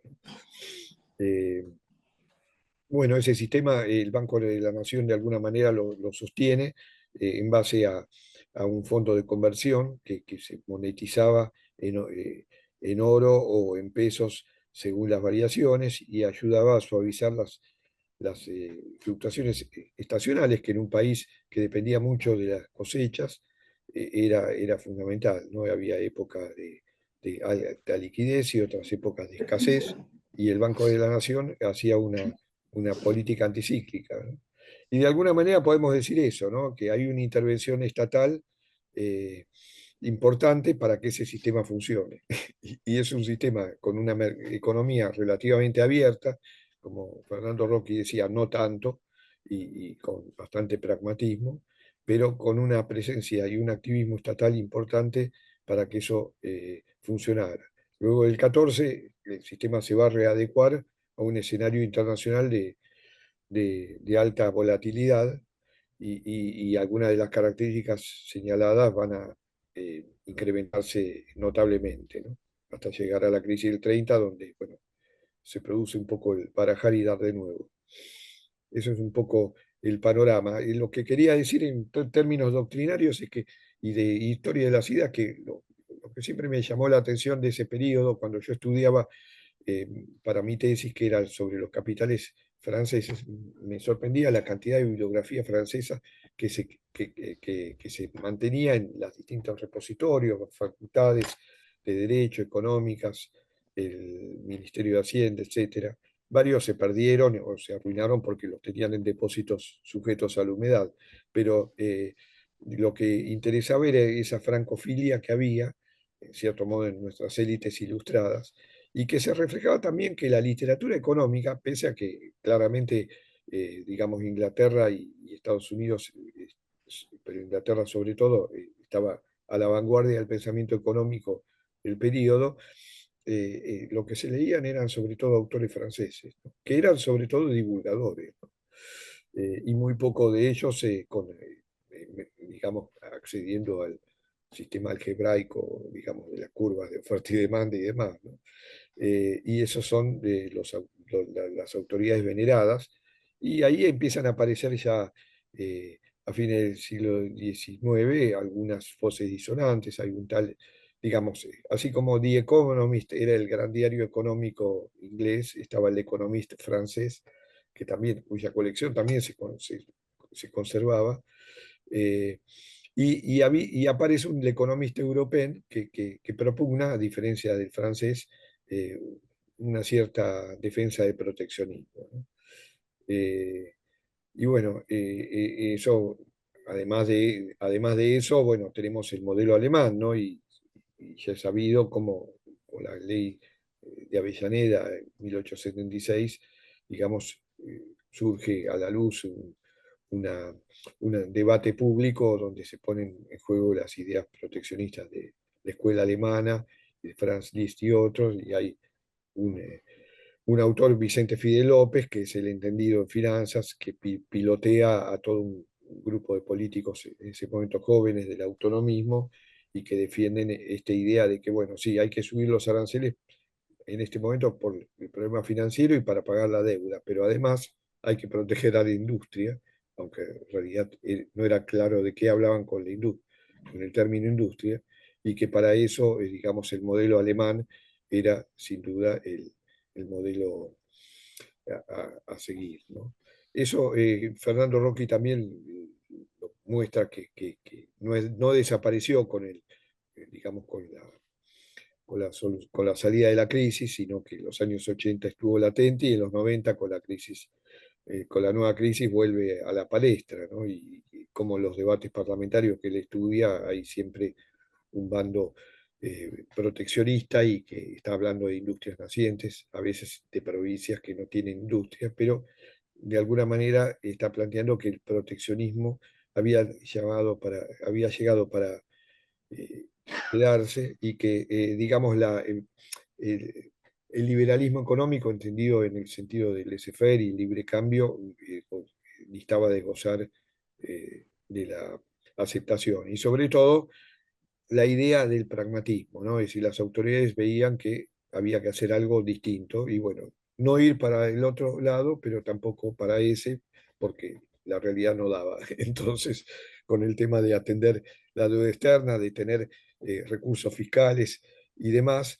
y además asegurar cierto grado de empleo en las grandes ciudades como Buenos Aires digamos, y tener bajo control el humor social, todo eso también permitía que se creara un mix, una sopa de guisos que era un poco la política arancelaria del periodo, ¿no? Bueno, No sé si con eso gracias, estoy Andrés. dentro del periodo, del tiempo, me cuesta, sí, el hecho de estar afuera hace que no me puedan dar Sí. un empujón ni una patada por el, por No, el pero otro perfecto. lado Yo de decía, la sí, sí, no mesa para... escuchaba. Sí, perfecto, Andrés. Sí, está bien. Tenés que Juan, si querés cerrar vos, No, no, vamos, seguimos la palabra, ¿no? Así, Y vamos a ver, sí, porque cerremos directamente. Pero no sé si. ¿querés que sea uno? Claro, no, simplemente cerrar, nada más. Cerrar si querés. Nos quedó afuera algo que nos habían encargado, pero cuando charlamos con Saúl y con Luis, que lo vamos a deber para otra vuelta, que es la ley sansteña, ¿no? En realidad, si se quiere, el periodo, tal y como nosotros lo habíamos delineado, cierra en 1912-16, ¿no? 1912 porque es el año de la sanción de la ley sansteña y 1916 porque es el año en que se aplica por primera vez en elecciones presidenciales, ¿no? Porque ya se había aplicado desde el 12 en algunas elecciones provinciales, pero no en elecciones nacionales. Teníamos algunas cosas preparadas para decir, pero me parece que no nos queda tiempo para eso. Podemos retomarlo, si les parece, en alguna de las otros encuentros. Sí, porque justamente la visión liberal conservadora, que va a venir fuertemente con el gobierno del 76, el conservadurismo es decadentista, ¿no? La decadencia argentina empieza con la ley Sáenz. Claro, desde algunas Esa es una idea miradas, que hay, desde algunas y miradas. hay que retomarlo eso, porque es un tema. Así que yo creo que la dejamos. La dejamos, sí, La sí, dejamos porque para así podemos decir, digamos. Ahí hay una... Pero bueno, después esto. Escuchamos Sí. así. Bueno. Sí, sí, no. La próxima que viene. Yo le quería hacer dos cositas. Yo tomo el mensaje, creo que de Juan, la época de crecimientos, que me dio la sensación a mí, obviamente, que no lo viví, es que Argentina nunca fue la Australia actual, a pesar de la época de crecimiento. Viste que se habla de un pasado glorioso que parecía que estaba un país integrado. Me da la sensación que nunca fue un país integrado. Y el segundo es que se habla muchas veces, a nivel simplista, como la ruptura de la moneda en 1975. Me da la sensación que el problema de la moneda nacional, que para mí es un problema muy serio, por lo que comentó muy bien acá el doctor, viene larga data en Argentina con sus vicisitudes de la gente, no solo como unidad de cuenta y medio de pago, sino como reserva de valor. Claro. Y la inmigración le da mucha importancia a la reserva de valor. Y me parece que Argentina vive con esa dualidad. Es un país que jamás puede tener moneda. La sensación que no puede tener moneda. Ok. Yo lo único que quería agregar al comentario. Son apreciaciones mías. Escuchando a mí se me había ocurrido qué pasaba en Australia, justamente. A principios del siglo XIX, si no me equivoco, no a principios del siglo, pero a principios ¿Del 20 o del 20 ya gobernaba el laborismo, con una alianza con un partido industrialista, no me acuerdo bien, ¿no? Se lo tiro a los historiadores para que la traigan la próxima. Pero Australia era un país que ya había En Gran Bretaña el laborismo gana fuertemente en 1924. Ok, pero quiero decir... en Australia es en 1900, sí. Ahí está. Es el primer país laborista. Ahí está. Bueno, quiere decir que abona un poco lo que vos estás apuntando, ¿no? Si nos comparamos... Bueno, pero Australia tenía minas de oro, ¿no? Sí. Bueno, lo que juegue. No, bueno, pero A mí siempre me inquietó saber, con relación justo a la intervención que recién estaban haciendo ustedes, si en el tema del paralelo con Australia, además de la dotación de recursos minerales, por ejemplo, el tema de la moneda como reserva de valor, el pertenecer al Commonwealth, para mí tuvo también una influencia.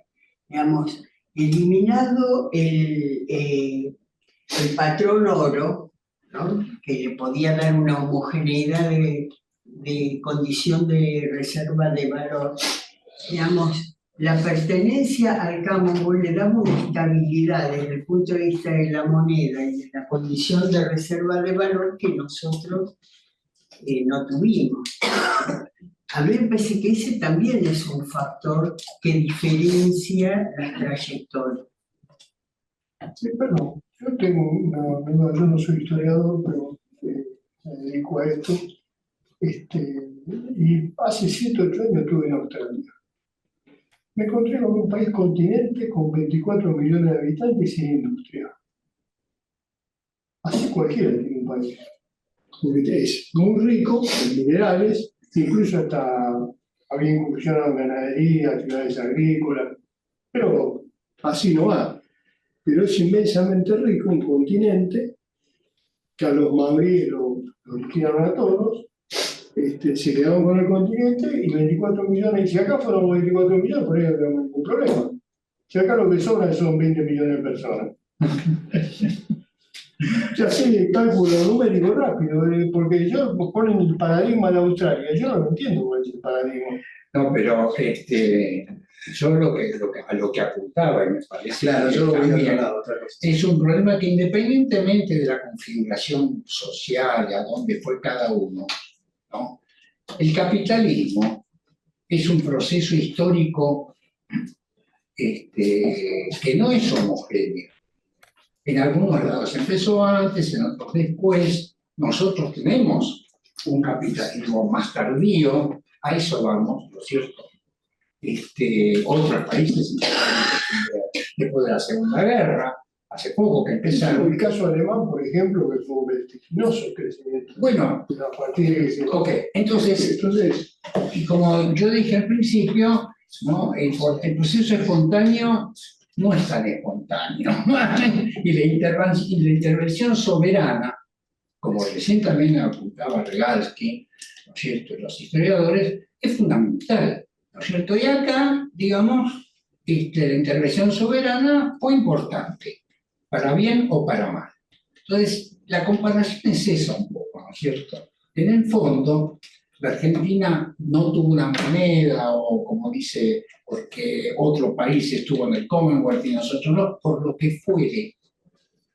La cuestión de las instituciones y la soberanía es un problema que se va a repetir. Vos, por ejemplo, decías, en el peronismo aparecieron algunas provincias. Bueno, recién en el peronismo, ¿no es cierto? Entonces, algo pasó, esta cosa tardía, o está pasando. Cuando yo escucho a los historiadores hablar de ese periodo, me suenan mucho cosas que siguen pasando hoy. El tema de la moneda. Se me sorprendió toda la cronología que hizo. Claro, y la moneda, ¿no es cierto? ¿Cuál es la discusión de fondo con la utopía liberal? La soberanía. Vos tenés el patrón oro, perdés la soberanía. Pero Tenés la hay convertibilidad, otra perdés la cosa. soberanía. Creo que hay otro elemento importante en lo que decía recién él, que creo que está en la idea de ficción, ¿no? Es decir, finalmente, la ficción del patrón oro lo que incluye es eliminar la historia. Ese, Eliminar la historia de la felicidad. Esto siempre fue así, pues porque sí, y es la mejor manera, y antes de nosotros nada. En términos teóricos, incluso aparecen las Robinsonadas, digamos, decir, bueno, ¿por qué Robinson? Si tenés miles y miles de años de historia, ¿por qué entra Robinson acá? Que incluso lo dice Polanyi. Entonces me parece que ahí, en la sorpresa de lo que pasaba antes, nosotros lo tenemos claro porque es nuestro oficio, digamos, pero en los analistas en general, la sorpresa respecto a la construcción del sistema monetario fue problemático. Tiene que ver básicamente, digamos, con la capacidad de construir sentido que tuvo la ficción de que la moneda fue siempre de oro y es así pues porque sí. ¿No? Y creo que ahí está la potencia de la ficción. Y en la medida que esa ficción genera, digamos, consenso y se legitima, se convierte en una autoridad que al mismo tiempo es legal y legítima. Pero que tiene un vicio de origen porque apela a una legitimidad que es casi una tautología, es así porque sí. Porque 1 punto no sé cuánto dijo Newton, y bueno, ya. ¿Se entiende? Y una arbitrariedad que no le quita ni les sobra nada. Me parece que lo interesante es entender que sobre una construcción institucional arbitraria se construye luego un esquema que funciona, a veces sí, a veces no, que a algunos nos gusta, a otros no. Bueno, pero justamente, ¿no? Y acá empieza el tema de por qué se cayó el patrón oro. Porque, por ejemplo, hubo un suceso, la guerra, en donde la soberanía no podía seguir sin intervenir. ¿Cómo financiar la guerra? ¿Cómo haces con el patrón oro? ¿Cómo haces con un sistema de convertibilidad financiar el COVID, por ejemplo? O cualquier cosa de esas. Hay un problema de soberanía, ¿no es cierto? Sí, bueno, Ya no va, ¿no es cierto, Saúl? Por ejemplo. sí, bueno, la guerra también la guerra también te implica los intercambios, ¿no es cierto? Entonces, Por ejemplo. se está creciendo el sistema multilateral de pago, está basado en el oro. si vemos el tema de Europa y la creación del euro. Y el periodo previo a la creación del euro, Sí. donde había mucha volatilidad de las monedas, y eso generaba un alto grado de debilidad para la economía de la Unión Europea, ¿no? Ahí hay una construcción, por ejemplo, de una moneda mucho más reciente. Claro, claro. Él escribió un artículo, ¿no? Disculpame que te cite, Al contrario, sí. en el 2004, ¿no es cierto? Salvo en el 2004, donde hablaba de la creación del euro. Entre otras cosas. Así que te puedo ceder la palabra y contalo vos. No, sí, Igual vamos a retomar. Vamos a hablar de eso, pero estos son unos temas interesantes que debemos tratar. Esto tiene que ver, lo que voy a hablar ahora, tiene que ver con esta cuestión. Una cosa, Saúl, No. ahí vi en el chat que alguien preguntaba quién era el autor que habla sobre el pragmatismo, Sí, sí. que es citado por Andrés más de una oportunidad, Sí. es Fernando Rocky. No sé quién preguntaba, porque lo vi ahí de lejos, pero si está escuchando, Fernando Rocky. Se escribe R-O-C-H-I. R-O, exactamente. Rocky, La Universidad Turgoto de Chile. Exactamente. Claro, sí, desde hace algunos años trabaja en Quito. Bien. ¿Puedo hacer un comentario, Saúl? Sí, Mi comentario es el siguiente. En toda la cuestión financiera, de la cual Andrés hizo una muy buena exposición, eso está marcado en problemas de la economía real. Y no puedo, a medida que lo escuchaba, no podía sacarme de la cabeza el libro de Pablo Herchunov y de este chico, ay, no me acuerdo la Yach. ahora. Yach. No. Es otro. Desorden y progreso. Y bueno, Fernando Rocky Y Rossi. Y Rossi, claro. Ahí, Pero, por ejemplo, sucede en la economía real, Carlos. lo que sucede en la economía real, las implicancias que tiene sobre el sistema monetario y viceversa, son muy impresionantes. Ese era uno solo, digo. Y cuando venga Pablo, se podrá preguntarle más de eso. Y el segundo es sobre Australia. El año pasado tuvimos al chico este que hizo también con Pablo Herchunov, Flogenbaum, o como se llame. Sí, es Fagelbaum. Que el argentino no fue a Australia. Sí. Y una de las cosas claves, yo he estado en Australia varias veces, una de las cosas claves es la ubicación geográfica. Australia está cerca, nosotros estamos lejos de todo el ¿La mundo. qué? No tenemos mercado. Pero era solamente un comentario sin importancia. Gracias. Comunicación geográfica. Geográfica, ¿no? la localización. Sí, Gracias a vos, Carlos. Gracias. A ver. Vamos a ver ahora. A ver, Andrés hizo una definición muy interesante de todos los problemas que tuvo la construcción del sistema monetario. Que bueno, no se puede desligar de que es un proceso de construcción del Estado Nacional. sí. Absolutamente. O sea, venía a cuento de todo lo que nosotros habíamos estado explicando antes respecto de cómo se construyen agencias estatales y cómo se construye la estatalidad. Es un Estado nuevo, ¿no? El Estado argentino, hay que entender eso, ¿no es cierto? En un contexto muy cambiante, de cierta manera. Y bien. Y siguiendo, digamos, también las visiones de la época, como explicaba bien Andrés, en 1902, la conversión, está la convertibilidad con el oro, ¿no es cierto? Se fija una paridad entre el peso y el oro, y ahí empieza a funcionar con el patrón oro, que fue un periodo interesante, lo que él dice, porque es un periodo de 11, 12 años, nada más. Exactamente, eso es interesante. La pregunta puede ser, y como alguien mencionó también, la añoranza, creo que Andrés dijo, la añoranza sobre ese, bueno, fueron 11, 12 años, ¿cierto? Muy buenos, pero digamos 11, 12 años.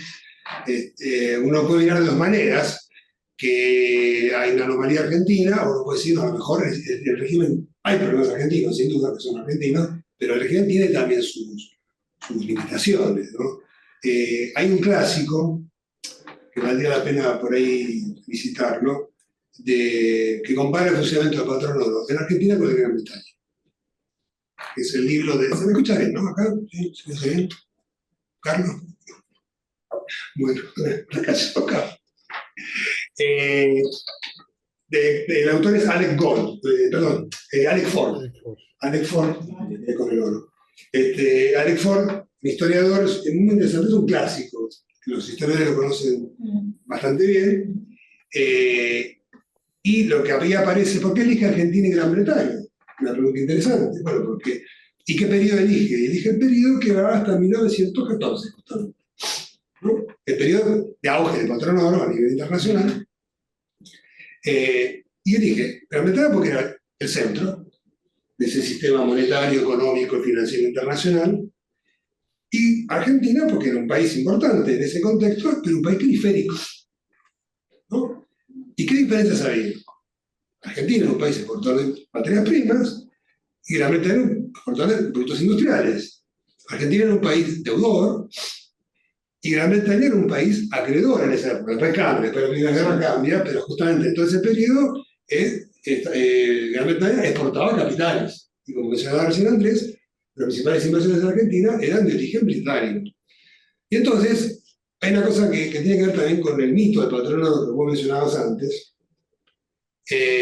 Hay un mito o una fábula, como quiera decir, o un modelo, también se puede decir que es un modelo, ¿no? Como un modelo teórico, que lo planteó Hume en su momento, ¿no? El filósofo Hume también escribió sobre esto, varias cosas.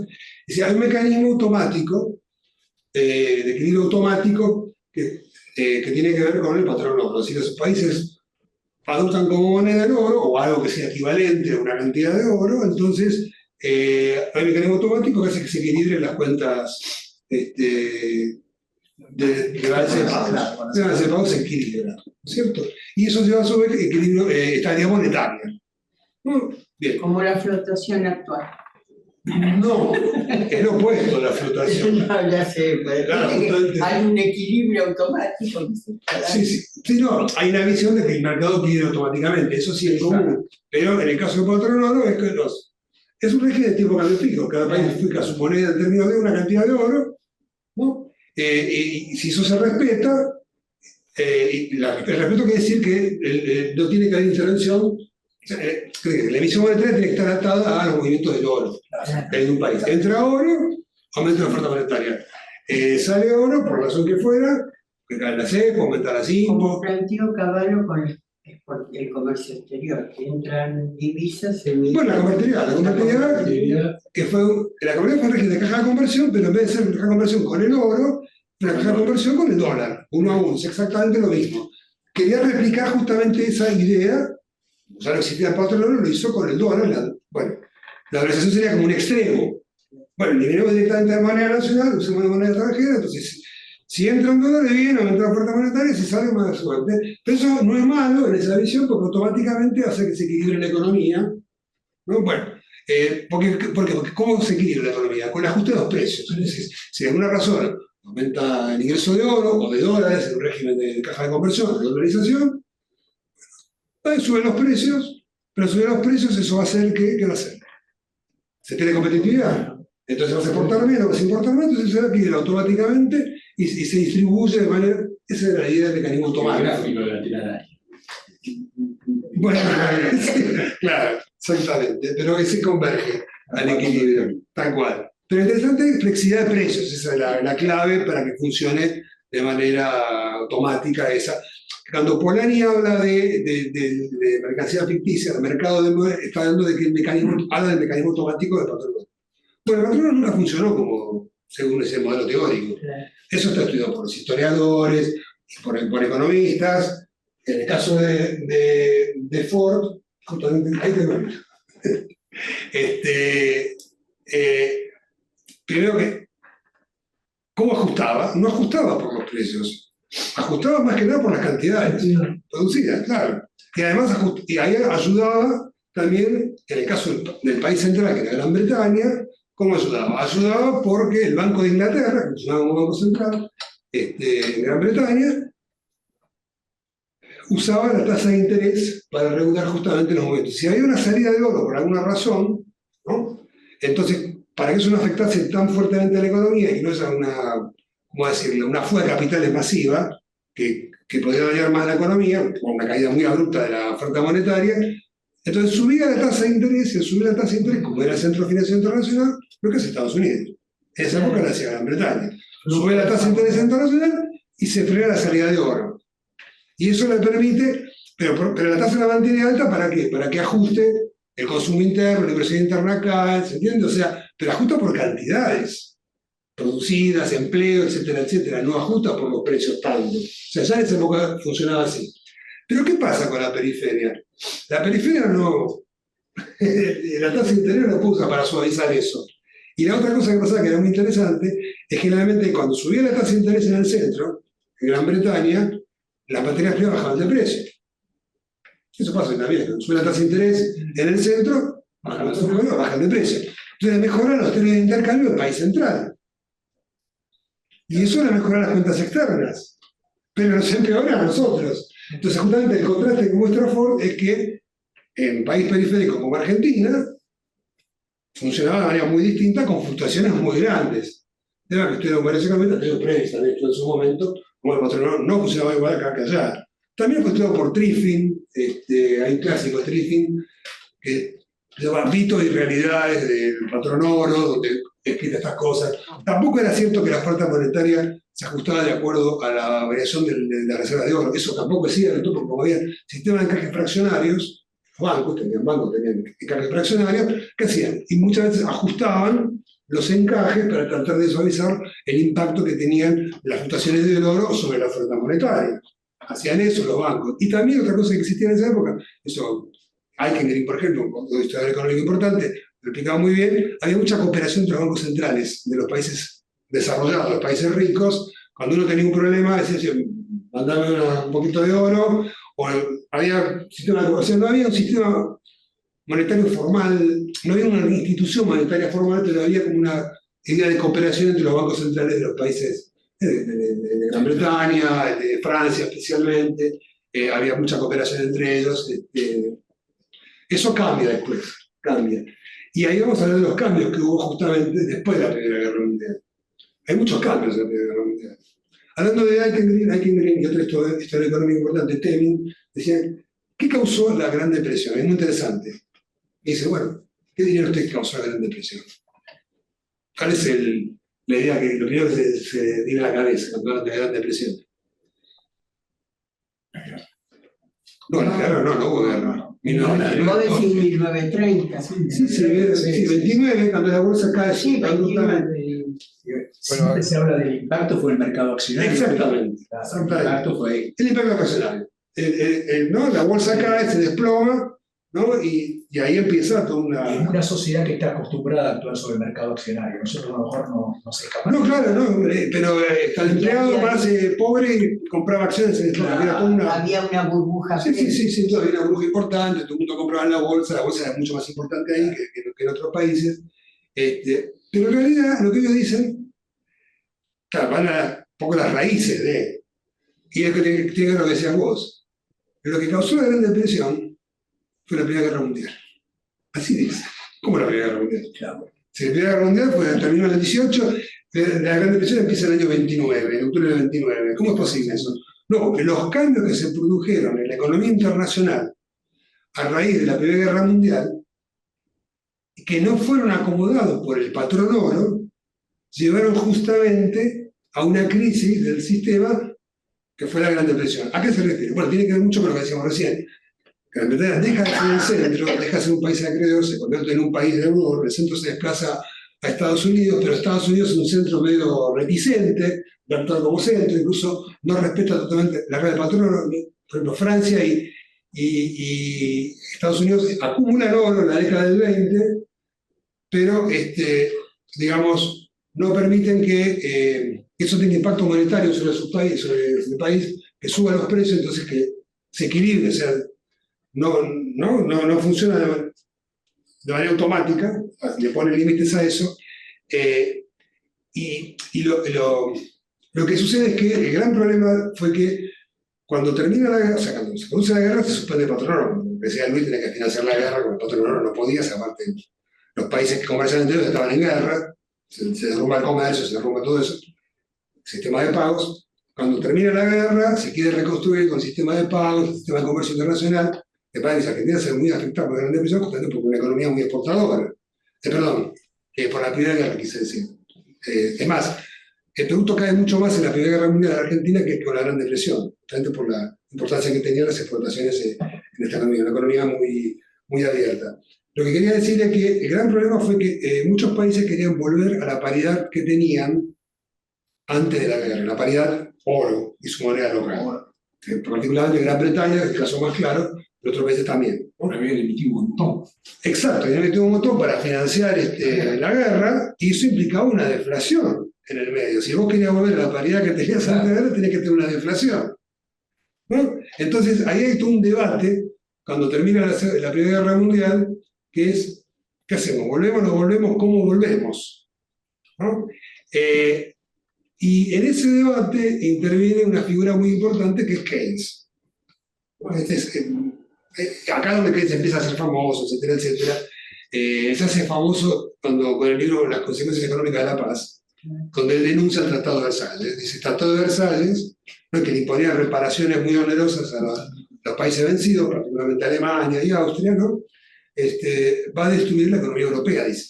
Porque somos tan interdependientes que arruinar a estos países nos van a arruinar todo, decía, es una locura. No le hicieron caso, y bueno, pasaron cosas. Una cosa que pasó en Alemania es como una hiperinflación, justamente. Además, estuvo un periodo de grandes convulsiones políticas, no solo económicas, sino políticas. ¿Qué pasa también? Caen los grandes imperios centrales en Europa.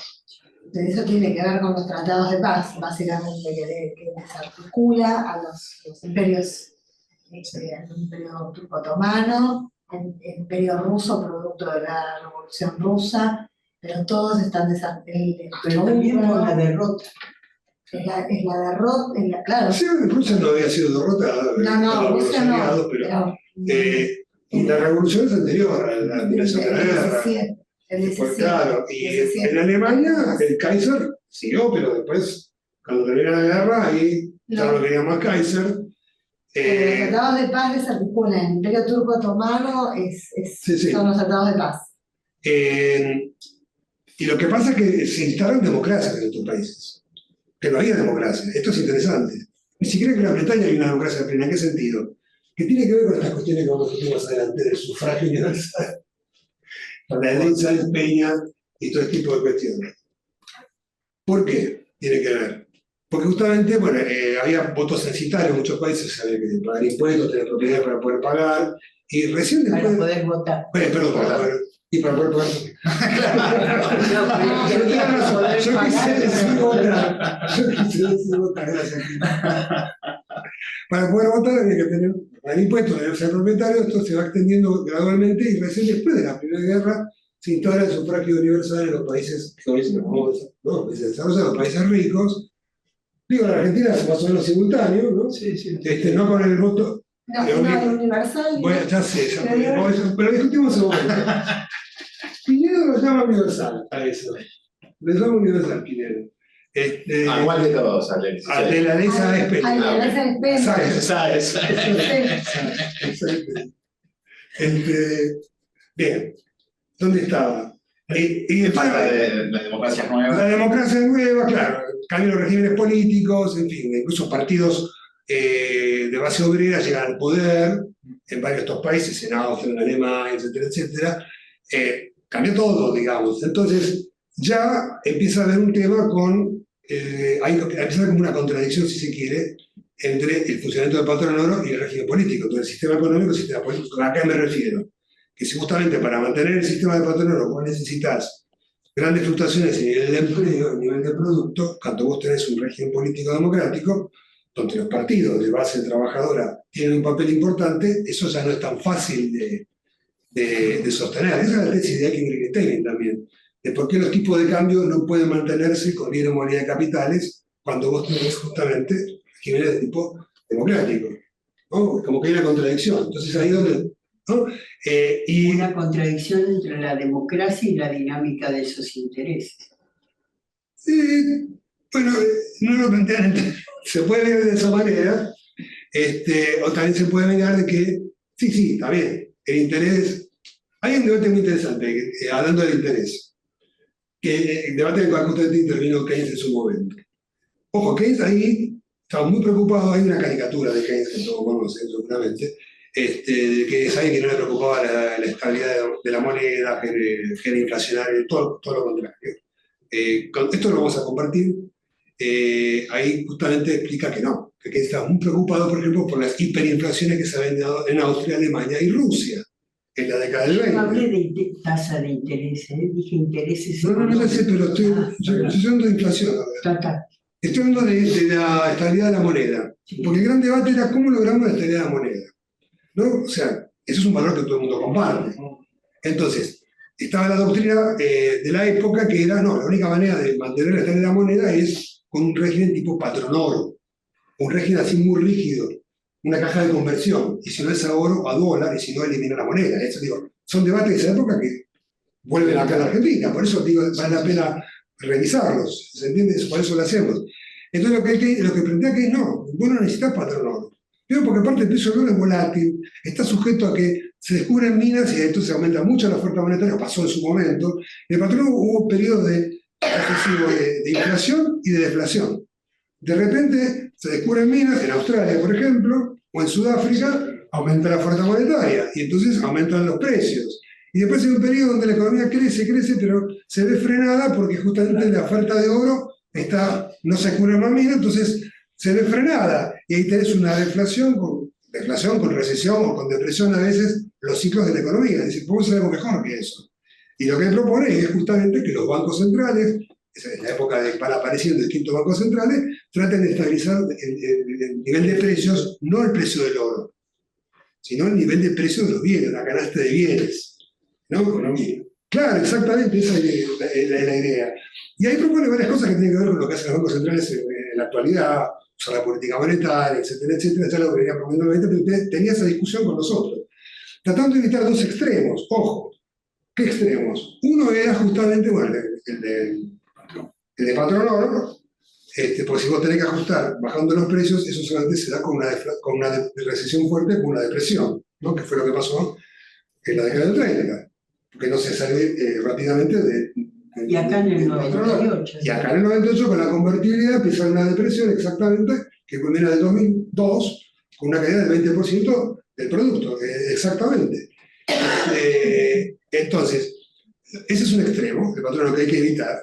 Y el otro extremo que hay que evitar es justamente el de las hiperinflaciones de Austria, Alemania y Rusia. Sí, Alicia, justamente.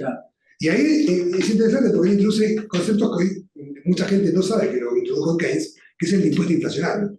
El concepto de impuesto inflacionario. En la lengua inglesa lo introduce un autor polaco anterior que lo planteó también, porque en Polonia la había una hiper en algún momento, pero en la lengua inglesa quien lo introduce es Keynes. Ojo con la inflación, ojo con el impuesto inflacionario. ¿No? Bueno, acá discute este tipo de cuestiones, tratar de evitar justamente ese tipo de extremos que se habían dado como consecuencia, por supuesto, de la guerra, los cambios políticos, etcétera, etcétera, que habían ocurrido. A ver, ¿con qué continúo? Saúl, ¿me escuchan en la sala? Sí. Perdón. Buenas tardes a todos. Me da mucho Dale, gusto hola, estar con ustedes. Voy a volver atrás, Saúl. La verdad que me resultó muy interesante la exposición del profesor Regalski, que veo que tiene la cámara apagada. ¿Estará en la sala? ¿Está Andrés en la sala? Tengo una pregunta para él. Está en su casa, Andrés, pero está escuchando. Sí. Ahí está, ahí encendió la cámara. Escucho. Ahí está. Buenas tardes, profesor. Yo quería preguntarle una pincelada, porque ya es muy tarde y a lo mejor me puede sugerir qué leer, acerca de la ley 3871 y el aporte de Silvio Gesell al debate del momento, porque veo que tiene una obra muy prolífera que fue recogida en la política oficial de aquel momento y que después quedó lavada. ¿Cómo me sugiere explorar el asunto?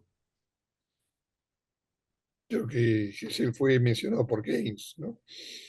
Además, por Keynes Como y por Hayek. también. Sí, creo que tiene un opúsculo, la plétora, la anemia monetaria de 1899 y la plétora de 1909. Pero la verdad que no. así en este momento no podría decirte propiamente, digamos, cuál era la cuestión con la que él estaba discutiendo en ese momento, ¿no? Es decir, yo entiendo que el problema que había era que, digamos, cuando en los 90 se estaba dejando flotar el peso, aplicando una política muy restrictiva de contracción monetaria y de limitación de los créditos, eh, se llega a una anemia monetaria y cuando se adopta el régimen de conversión fijo y empieza a llegar los capitales, en un contexto en que empiezan a llegar los capitales, que ese es el gran tema, ¿no? En 1912 termina una serie de episodios, la guerra Anglo-Boer, la guerra hispano-norteamericana, etcétera, y da la impresión que el mundo se está normalizando y saliendo de las turbulencias de los años 90. Entonces, de alguna manera, la Argentina se ha convertido en una potencia exportadora de cereales como no lo era 20 años antes, y en ese periodo, digamos, por un lado los precios de las commodities suben, está la entrada de capitales y el régimen de tasa fija permite la plétora monetaria, ¿no? Permite la plétora monetaria que el sistema previo de flotación ortodoxa estaba llevando, digamos, a una depresión, digamos, inducida, ¿no? Claro, él discute la naturaleza del dinero, me parece, y haya que, según hasta donde leí, ¿no? A lo mejor usted me puede corregir. Él No, no, es supone... que hace mucho que Ah, no he vuelto sobre ese texto, así que recuerdo eso, que tuvo la curiosidad de ser un economista, el iniciador de la casa Gesell, de ropa para el padre. bebés. Sí, el El padre. padre. Pero Padre. hasta donde sé, él discute las funciones del dinero y supone que la función reserva de valor se da de bruces contra la función de medio de pago generalizado. Y en la medida en que la gente prefiere acumular, sería la preferencia de Keynes por el efectivo, se relaja el intercambio, la velocidad del dinero y se deprime la economía. Sí, no, es Estás un hablando tema de teórico atesoramiento. interesante. Atesoramiento. Claro. Bueno, Atesoramiento. Bueno, pero eso, gracias, si tenés doctor. una oferta, eso ocurre si tenés una oferta monetaria fija. Justamente ese es un argumento para tener una política más flexible que un régimen tipo patrón oro, por ejemplo, o con una regla monetaria así estricta, que decir, claro, la convertibilidad, o también diciendo, no crece la oferta monetaria, no emito nada, y se arreglan, entonces, claro, vamos a ver si la gente quiere más dinero, reduce más la oferta en circulación, y entonces, o sea, cae la velocidad, y eso está perfecto eso. Pero eso es un crítico, obviamente, de la ortodoxia monetaria del momento, por eso Keynes incluso lo cita, ¿no? La teoría general. A ver, ¿cómo podemos cerrar esto? Porque ya es hora de ir llamando, vamos a continuar, ¿no? Yo cerraría. 7 y 3 minutos, sí. Sí, por eso digo. Yo cerraría. Empezamos un poquito más tarde también. Sí. Pero bueno. Yo cerraría de la siguiente manera. No. Agarro la llave. Otra vez apagar la luz. Apaga la luz. Lo tiene que anunciar el Ahora próximo tema. a mí me gustaría destacar, ya que antes hice una reflexión de filosofía política, por decirlo así, algo que tiene que ver también con el euro, ¿no? Y con todos estos sistemas. Si uno tiene un sistema automático, en ese sistema, en esa región de la sociedad, no puede regir la democracia, no hay nada para regir. Hay un problema entre la democracia y ese sistema. Lo dejo flotando. Acá como pregunta, ¿no? Claro, que justamente es lo que me gustaría que él en la próxima lo mencione, Sí, vamos a porque él ver. escribió de eso. La gente se subordina, no puede haber una decisión autónoma. Claro, entonces, Ahora, llama Juan B. la Justo atención diría lo sobre el contrario, tema- ¿no? Juan B. ¿Cómo? Juan B. Justo opinaba lo contrario. Claro, sí, bueno. Era un Era defensor ortodoxo, era rabioso económico. del valor de la moneda porque decía cualquier otra alternativa castiga primero el bolsillo de los trabajadores. Bueno, hay una nota interesante, el primer artículo que lo publicó Previs, cuando era estudiante, y lo publica en un periódico socialista, se criticaba la idea esa del Partido Socialista de que había que exigir salarios en dólares, perdón, salarios en oro. Y él decía, no, pero depende, porque el oro a veces se devalúa, si se devalúa el dólar, hay que ajustar los salarios por el costo de vida. Hay que asumir ese costo de vida y hay que ajustar los salarios por el costo de vida. Después un dirigente del Partido Socialista que lo regañó al editor de ese periódico, ¿cómo se hace dejar que se publique algo ahí? Entonces dice en una entrevista que le hicieron, cuenta esta anécdota, ahí decidí no defender el Partido Socialista, porque no había libertad para discutir. Bueno, y la otra cosa que me parece importante es esta idea de solución final que siempre aparece, ¿no? Queremos una solución final, un sistema final, un sistema que cierre todo. Y si no hay más que un sistema en donde cuidemos la democracia, intervenga la soberanía, pero que no se pueda cerrar, las funciones del dinero también dependen de la soberanía, no que están como una objetividad ausente. Lo planteo una pregunta. Ahí tenés otra contradicción entre la democracia y la solución final. Es lo que está planteando. Claro. Claro, así que nos podemos ir tranquilos. Compartimos el material. Sobre todo cuando a uno le ha tocado estar dentro del gueto donde va a ir a la solución. Por ejemplo. Bueno, eso de compartir. Lo dejaría entonces para yo prefiero hablar de la democracia. No, se lo puede dar para.